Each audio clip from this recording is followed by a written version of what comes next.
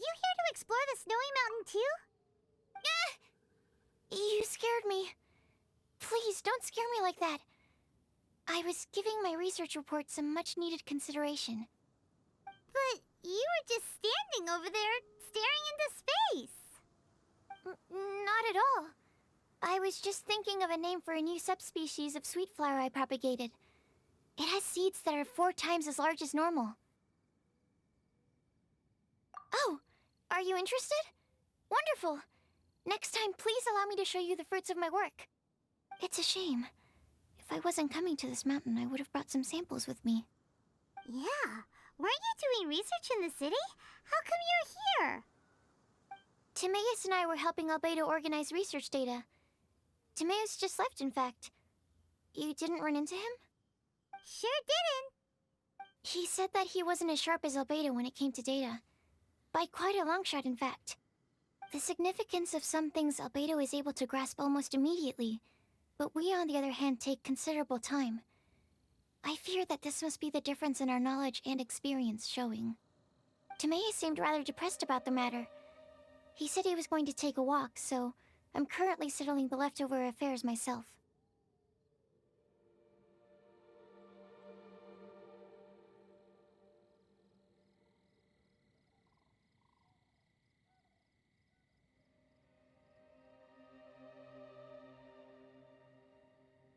I was originally going to take a look around myself after finishing up here, but unexpectedly, I gleaned some interesting data from these reports.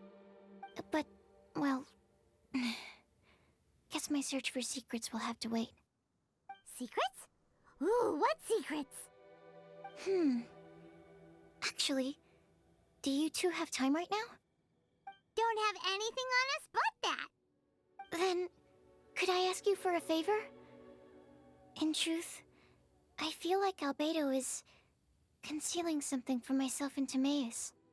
But isn't he your teacher? What would a teacher have to hide from his students?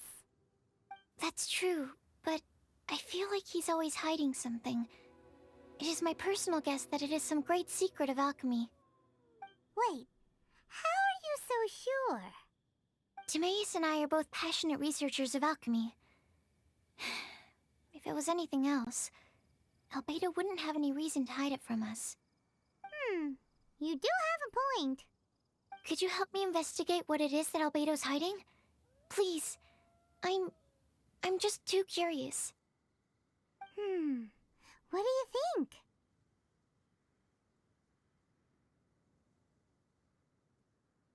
Yes!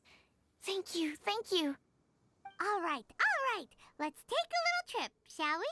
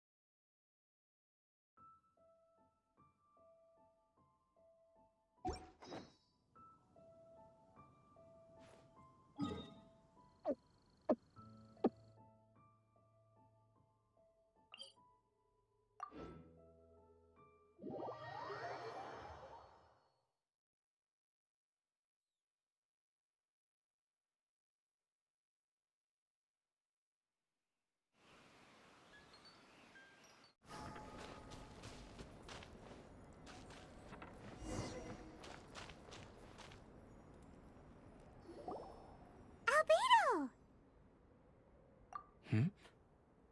Why are you here? Are you lost? No, we're not.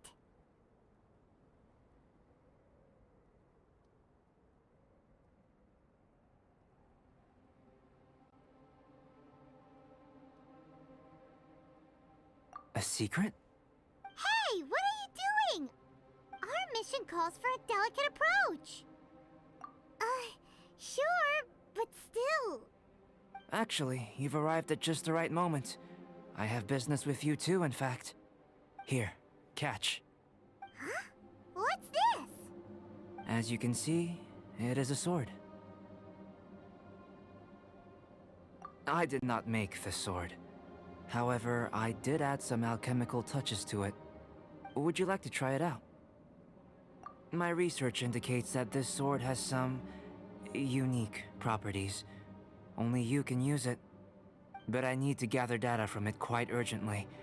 So, could I bother you to use it in battle? Wait a second. How can there be a sword that only one person can use? Very astute of you. This sword has indeed had a curse laid upon it. An ordinary person would be unable to wield it at all.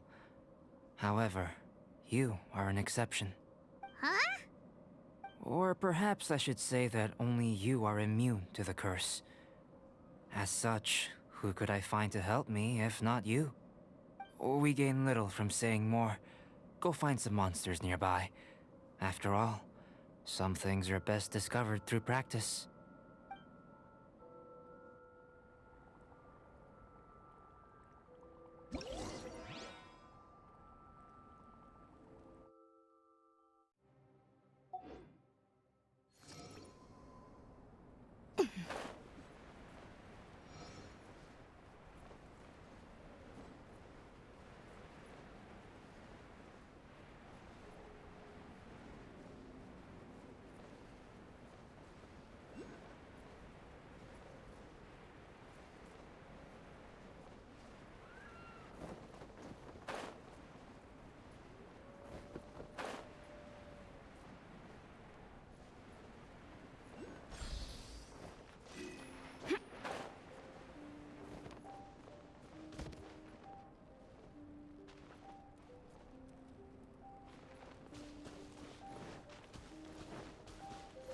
How about those over there?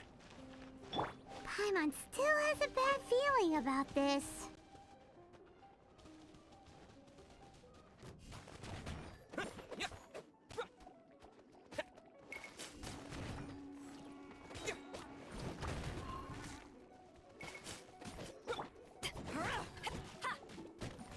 Eyes on me!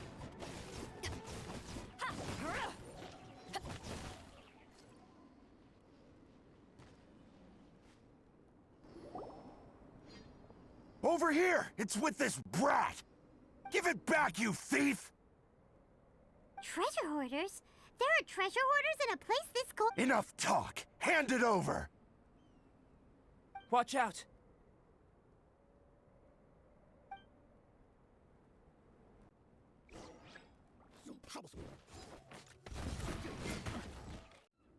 Now that's rich! Treasure hoarders calling us thieves? They certainly arrived quickly. Goodness, no. They seem to have been talking about this sword. What's going on? Why are you looking at me like that? Of course I didn't steal the sword. Not long ago, the Knights caught a band of treasure hoarders outside the city. The goods they were smuggling were also impounded. This sword was one of those items. We believed it to be stolen plunder, but no one came to claim it. Nor could we find out where it came from, so it languished in our stores. I noticed it quite by chance while in our storehouse. To tell you the truth, such an old sword would see little use outside of alchemy. You claimed it for yourself just like that? So, then what happened? You just took it with you? Indeed, and I initially intended to perform some experiments on it, but I unexpectedly discovered its true origins in the process. This ancient-looking weapon once passed through the hands of a now-deceased blacksmith. It is a legendary, magical sword. A magical sword? It is said that the smith vanished not long after creating the weapon, with the weapon subsequently becoming lost to time. Working backwards from its eventual fate as plunder, one can guess that it was then stolen by the treasure hoarders, where it remained in obscurity till recently. The blacksmith who made this weapon disappeared? That's kinda spooky. No wonder it's cursed. Exactly. Do you know the story of Durin and this mountain? Durin was the black dragon who menaced Mondstadt, before finally being defeated by the combined efforts of the Valen and the Animo Archon Barbados. After a fierce battle, the vanquished Durin crashed to ruin here, falling into the thick snow. Snow gathers atop this mountain and never melts, which is a most curious phenomenon. Which leads one to wonder, was Durin's fall here purely by chance, or was it intent? Could it really have been intent? Perhaps this place was chosen as a gravesite precisely so that the snow's power could seal the corrosive toxin coming from Durin's body. And it seems plausible that Barbados would think of such a method. Huh. Was Barbados such a capable god? Well, these are just my postulations. I don't have any evidence. But what's for certain is that this mountain and Durin are deeply intertwined. In fact, I believe that the very sword in your hand has Durin's remains in it. A dragon's remains? Indeed. The dragon's eyes, claws, and scales ground into dust before being used to coat the blade. In this way, Durin's corruption and venom entered into the sword and became the source of its power. This is very advanced craftsmanship. I presume that having successfully forged the weapon, the smith must have tried it out themselves in their joy. But using the sword in battle would have allowed the corruption to seep through the blade's handle and into their bodies. Ordinary mortals cannot withstand such power. The blacksmith must then have fled, driven mad by the curse, before meeting their end in some unknown place.